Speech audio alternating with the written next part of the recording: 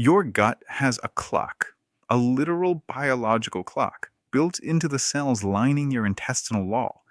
And after 60, that clock does not bend the way it used to.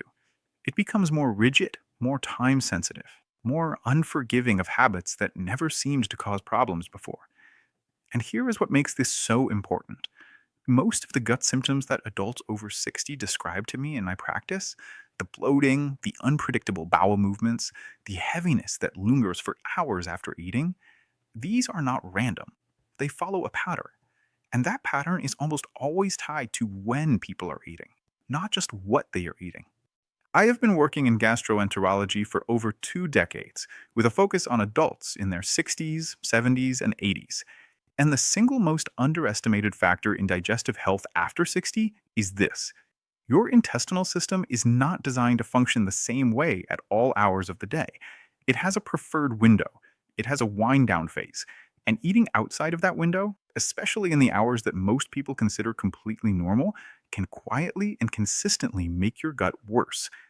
Today, I am going to show you the mechanism behind this. I am going to explain what your gut clock actually is, how it changes with age, and which specific time window is most likely to be wrecking your digestion if you have gut problems after 60. And before this video ends, I am going to give you 4 concrete adjustments you can make starting today, none of which require you to change what you eat. Everything I am going to share is based on established research in gastroenterology and circadian biology. It is not a substitute for your physician's guidance, but it is something your physician rarely has time to explain in a 15-minute appointment. Let me show you what is actually happening inside your body right now. Your gut is not a passive tube that processes food whenever you send it down. It is an active, rhythmically organized system that anticipates food, prepares for it, processes it, and then shifts into a recovery and cleaning phase, all on a predictable daily schedule, governed by something researchers call peripheral circadian clocks. Here is how the system works. You have a master clock in your brain, specifically in a region of the hypothalamus called the suprachiasmatic nucleus. That master clock runs on a roughly 24-hour cycle, synchronized mainly by light and darkness. But your gut has its own clocks, embedded in the cells of the intestinal wall, the liver, and the pancreas. These peripheral clocks are synchronized not by light, but primarily by food, by when you eat. A 2025 review published in Gastroenterology, one of the most respected journals in the field, described this system in detail. The circadian clock in the gastrointestinal tract orchestrates digestion, absorption, gut motility, the integrity of the intestinal barrier, immune function, and the composition of the microbiome. All of these functions follow a 24-hour rhythmic pattern. And when the timing of your eating does not match the biological window your gut was designed to operate in, the result is what the researchers called central peripheral circadian dyssynchrony. That phrase is more important than it sounds. It means your brain clock and your gut clock are running on different schedules, and the downstream effects of that misalignment include increased intestinal permeability, disrupted microbiome composition, worsened gut motility, and systemic inflammation. Not because of what you ate, because of when. Now, this is where the story gets specific to you. Circadian misalignment affects everyone to some degree, but research on meal timing and aging, including a review published in the journal Nutrients, shows that with increasing age, the circadian system undergoes significant changes that reduce its flexibility and amplify the consequences of mistimed eating.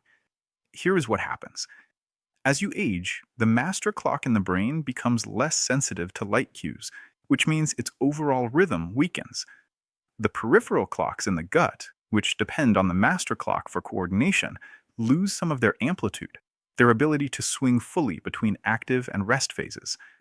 The result is a system that is less adaptable, with a narrower window of optimal function and a longer recovery time when that window is missed. In my practice, I see this connection every single week. A patient in their late 60s will tell me that they have been eating the same dinner they have eaten for 30 years, at the same time, and suddenly it is causing bloating and discomfort that was never there before. The food did not change, their gut clock did. And what was once tolerable outside the optimal window is no longer tolerable. because the buffer that younger biology provided is gone. The science on this is clearer than most people realize, and that is the part most videos on this topic completely skip over. Let me walk you through an illustrative scenario. Imagine a patient I will call Robert, 67, a retired engineer from Seattle. Robert came to me with bloating that had gotten steadily worse over the previous 18 months. He had done the right things. He had eliminated most processed food, added more fiber, cut back on alcohol. His physician had run the standard panels and found nothing alarming. But every evening, within 2 hours of dinner, Robert felt like he had swallowed a balloon. By the time he went to bed, he was uncomfortable enough that his sleep was disrupted.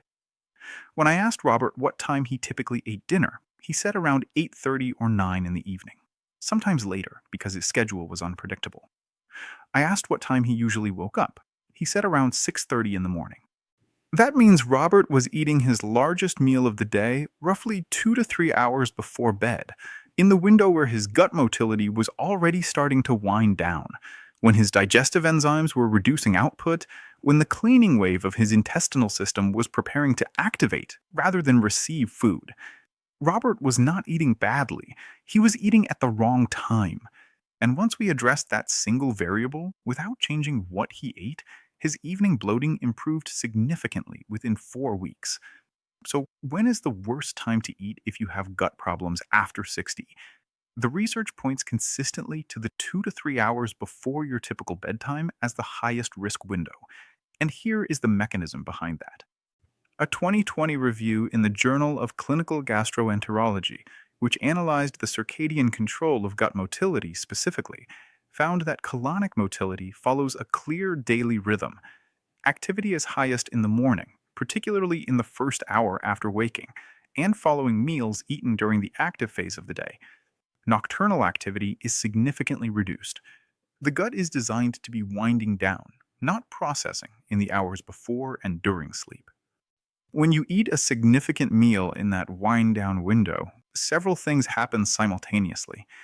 Gastric acid secretion, which peaks in the early evening and begins declining later at night, is operating below its optimal level for full digestion. Gut motility, already slowing, is now asked to move a new bolus of food through a system that is preparing for maintenance mode. The migrating motor complex, the cleaning wave that sweeps residue from your small intestine between meals, cannot fully activate until the stomach is empty. So late eating delays that cleaning cycle, sometimes by hours. And in adults over 60, whose migrating motor complex is already less efficient, that delay is longer and more disruptive. The result, for many people, is food sitting longer than it should, excess fermentation by gut bacteria, gas production, bloating, and a gut environment that wakes up the next morning already behind. And here is what makes this so frustrating. The meal does not have to be large for this to happen.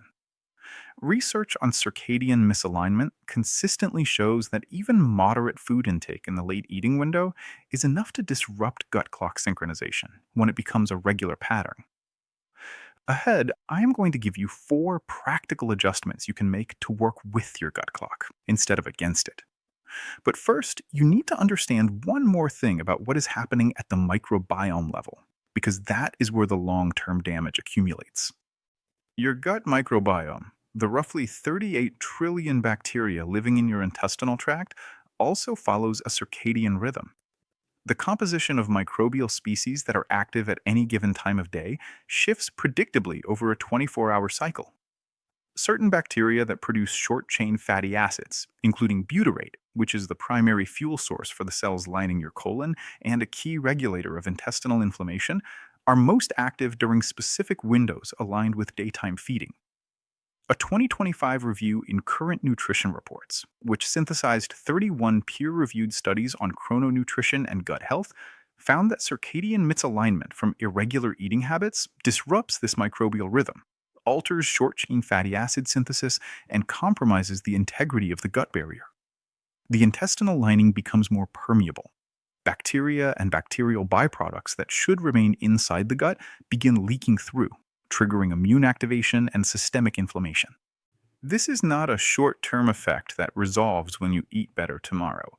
When late eating becomes a regular pattern, the microbiome reorganizes around that pattern in ways that take weeks to months to shift back. The gut was designed as a system, and the system depends on timing. Now, I know what some of you are thinking right now. You are thinking, I have eaten this way my whole life, and it was fine. Why is it suddenly a problem? That is exactly the right question. And the answer is what most explanations of this topic leave out. The circadian system has a buffering capacity when you are younger. Metabolic flexibility allows the gut to tolerate some degree of mistimed eating without significant downstream effects. After 60, that buffer narrows, not because your gut is broken, but because the oscillating amplitude of your gut clock has reduced. The system still works, it just has less tolerance for being worked against. Here is how I would actually approach this if I were making changes today. The first adjustment is to set a kitchen closing time. Target finishing your last meal at least 2.5 to 3 hours before your usual bedtime. If you typically sleep at 10:30, that means dinner ends by 7:30 or 8 at the latest. This single shift gives your gut motility time to begin its natural wind down without having to simultaneously process a new meal. Start with a 30-minute earlier cutoff than your current habit and move it gradually over 2 weeks. The second adjustment is to front load your calories earlier in the day. Research on chrononutrition consistently shows that the same meal eaten at noon produces a more efficient digestive response than the same meal eaten at 8 in the evening. Your gut clock is peaking its enzyme output, acid secretion, and motility in the morning and early afternoon. That is when the system is built to receive and process. A larger lunch and a lighter dinner is not a lifestyle preference, it is an alignment with your biology. The third adjustment is to keep your meal timing consistent day to day. The peripheral clocks in your gut entrain, meaning they synchronize, to when you eat. In regular meal timing, especially when the window shifts by more than 90 minutes from day to day, prevents the gut clock from stabilizing. Consistency in timing, even more than the specific hour, is what allows the system to anticipate and prepare. This is especially important in retirement, when the structure that once enforced consistent meal times is gone. The fourth adjustment is this: if you do eat late, keep it minimal and low fat. High fat meals take the longest to empty from the stomach and have the most significant effect on delaying gut motility. If circumstances make an early dinner impossible on a given night, a small, low-fat, easily digestible meal produces far less circadian disruption than a full dinner eaten at the same late hour. What you have just learned is that your gut is not a simple system that turns on when food arrives and turns off when it is done. It is a rhythmically organized biological clock, and after 60, that clock becomes more precise and more sensitive to when you feed it. The bloating, the heaviness, the unpredictable mornings that follow certain evenings, these are the gut clock telling you that the timing is off. And here is the part that matters most. You do not need a new diet. You do not need a supplement. You need to work with a system that has been running inside you your entire life. You just need to stop eating against it. The research on circadian gastroenterology is now clear enough that this is something every gastroenterologist should be discussing with every patient over 60, alongside what to eat and how much. Please speak with your physician before making significant changes if you have been diagnosed with a motility disorder, gastroparesis, or if you have physician-specific dietary guidance. These adjustments are appropriate for most adults over 60, but your clinical picture matters.